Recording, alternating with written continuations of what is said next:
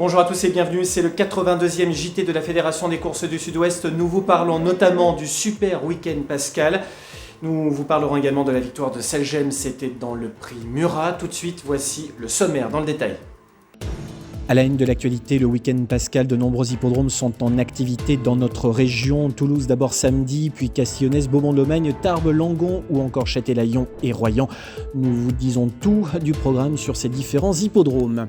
Franck Marty a quant à lui accueilli un groupe de jeunes en provenance d'un lycée agricole de Castres pour leur faire découvrir les métiers liés au monde des courses. Nous étions chez lui ce mardi matin. Enfin, un mot du prix Murat qui a vu la victoire de Celgem. Celgem est entraîné par Guillaume Maquet, recteur de la jeunesse. Il s'annonce comme le favori du prochain Grand Steeplechase de Paris.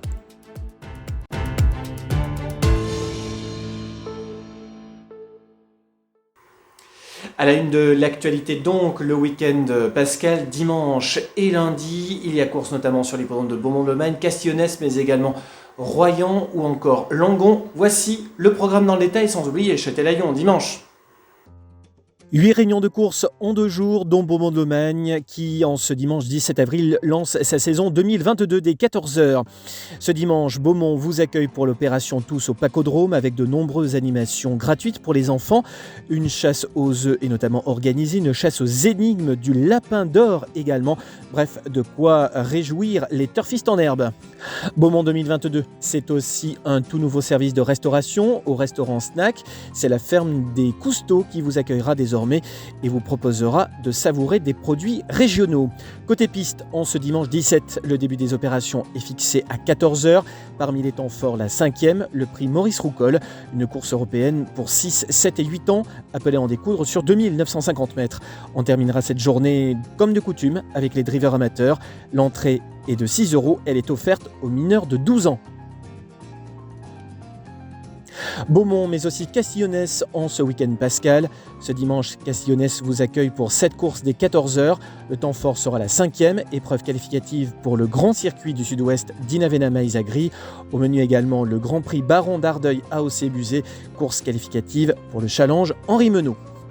Ce dimanche 17, il y aura course également sur l'hippodrome de Châtelaillon-Plage qui met les petits plats dans les grands au sens propre comme au figuré. L'opération Tous au Pacodrome est reconduite avec distribution de nombreuses animations pour les enfants également, jeux en bois, trampoline géant et parcours d'orientation numérique.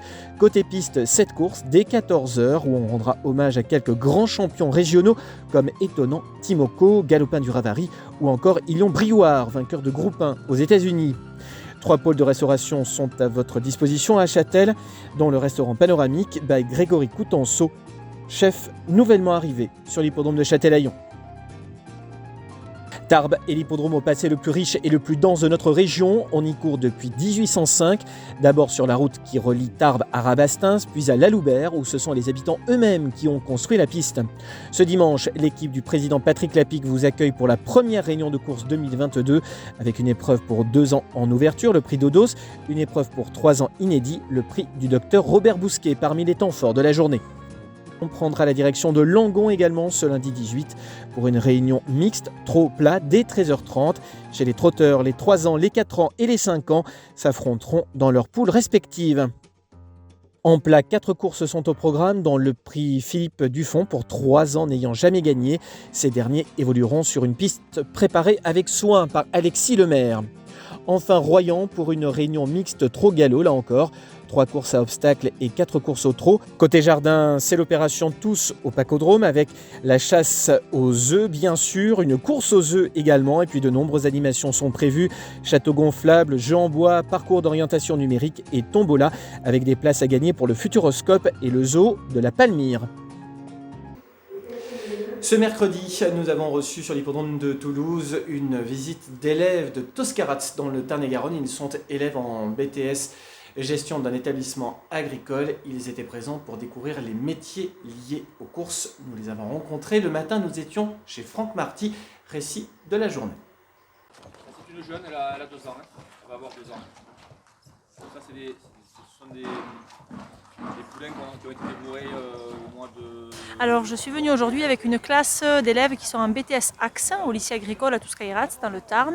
C'est des élèves qui ont choisi de suivre une option filière équine. Et donc, mon but cette année, c'est de leur présenter un petit peu toutes les dimensions de la filière, notamment la filière course. Donc, c'est pour ça qu'aujourd'hui, on a pris cette journée sous le signe des courses de trot, en visitant ce matin un entraîneur de trot, donc Franck Marty. Et on est venu cet après-midi sur l'hippodrome de la Sépierre à Toulouse pour assister aux courses, mais aussi à l'ensemble de tout ce qui se passe sur l'hippodrome, avant la course, après la course, pouvoir discuter un petit peu avec toutes les personnes qui travaillent sur l'hippodrome pour donner un peu aux élèves une idée de tout ce qui existe dans le milieu des courses, tous les métiers possibles et voilà, les différentes pistes d'ouverture qu'ils pourraient avoir après leur BTS. C'est pour ça que vous voyez, on a des appareils pour la travailler. Là, on a un appareil avec des griffes et puis une lame derrière. Donc, les griffes pour pouvoir la gratter, la travailler.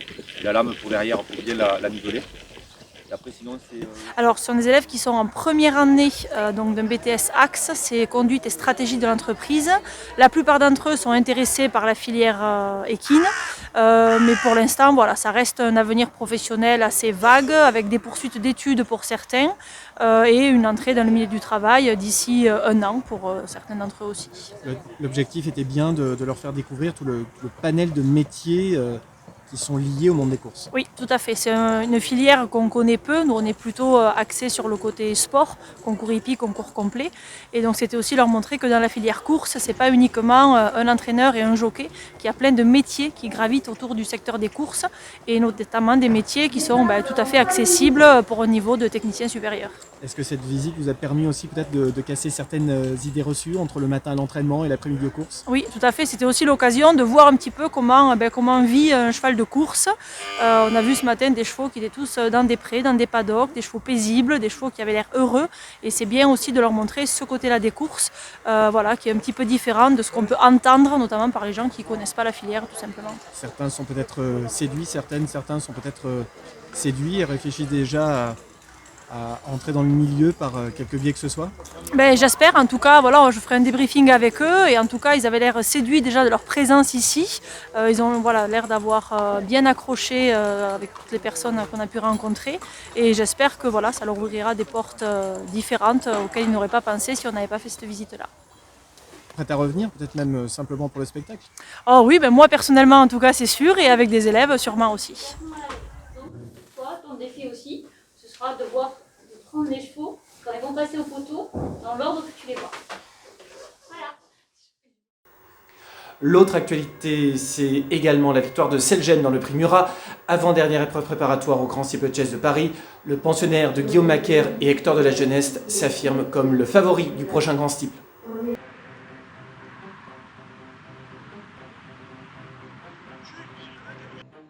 En remportant ce samedi le prix Murat, le Macaire la Jeunesse Selgem s'affirme comme le meilleur steeplechaser du moment et endosse le rôle de favori du prochain Grand Steeple Chase de Paris fin mai. Le représentant de la Kazakh Papo se présentait seul face à la coalition Nicole composée de 5 chevaux, mais il n'a pas faibli. Impressionnant dans le prix Troyton, il domine ici son compagnon de couleur Dreamwish. Le vainqueur du Grand Prix de Pau, Happy Monarch, est 3e. Selgem qui va confirmer son succès du prix Troyton en remportant la 3e préparatoire, le prix Murat. Le 5 ans, le jeune qui domine ici encore une fois ses aînés. Dreamwish est un remarquable 2e. Happy Monarch est 3e devant Gloris. Voici l'actualité en bref. En bref, ce lundi, c'était la rentrée de Feu Follet, rentrée attendue. Le 7 ans de Guillaume Macaire n'avait plus couru depuis le 7 novembre dernier, où il n'avait pas pu terminer son parcours dans le prix La Haye-Jousselin. Retour gagnant sur les haies de Compiègne, sous la selle de Baptiste Leclerc. En bref toujours, Florent Guy a fait un retour gagnant ce 8 avril à Saint-Cloud, gravement accidenté début 2021. Le crack gentleman n'avait pu se remettre en selle depuis. Il avait fait son retour le 20 mars dernier. Pour sa 3e monte, il renoue ici avec le succès grâce à Tucky Shop.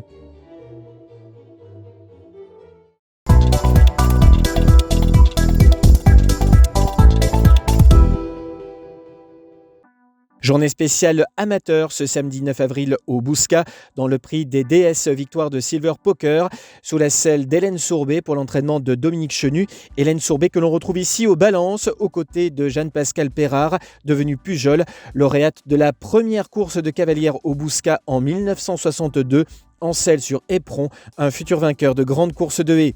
Chez les gentlemen, victoire de Pétolette du Reux, montée par Alix Lemaire. Première victoire en 3 montes pour le jeune homme qui s'impose ici sous les couleurs de son oncle Donatien Sourdeau de Beauregard. La course à obstacles réservée aux gentlemen et cavalières sourit à Benny Gotts, associé à Esteban Cadot. Esteban a 18 ans, il fait briller ici les couleurs de sa mère Heidi et il triomphe pour l'entraînement de son père Ludovic, entraîneur basé à La Teste. Dimanche dernier, il y avait course également sur l'hippodrome de Castillonnès dans l'épreuve pour 3 ans. Victoire de Jade du Vignac, entraînée par Norbert Vimont. La pouliche remporte sa première course en 5 sorties publiques. Elle devance Javadérou et Justify Love. Enfin, Toulouse, ce dimanche 10, le prix de la Ville Rose, l'un des temps forts de la saison 2022 au trot, voit le succès de Fast Domino qui s'impose sur le pied de 1-12-5. Le pensionnaire de Xavier Thielens devance le très régulier Chris Louis Porsgoen et Dousti que son entraîneur Franck Marty nous avait conseillé de suivre. Il prend la 3e place. Place aux chevaux à suivre. Voici les chevaux à suivre dans les prochaines semaines. Au trot, nous vous conseillons de suivre Jade du Vignac, idéal pénoise, et en obstacle, Benny Gotts et Hardy Blue 3. C'est l'agenda de la semaine. Samedi 16, Toulouse, en premium et en matinale pour du 100% galop. Dimanche 17, à Beaumont-de-Lomagne, les enfants sont mis à l'honneur avec opération Tous au Pacodrome et une réunion 100% trot. Castillonnès et Châtelaillon-Plage au trot et Tarbes au galop. Lundi 18, Beaumont-de-Lomagne et Castillonnès, réunion trot. Langon-Libourne et Royan en mixte. Mercredi 20, on termine par Toulouse au trot. Voilà pour l'essentiel de l'actualité. Je vous souhaite une excellente semaine. Vous nous suivez naturellement sur les réseaux sociaux. Toutes les informations sur notre page Facebook et notamment les partants à venir pour ce week-end. On se retrouve jeudi prochain. Salut!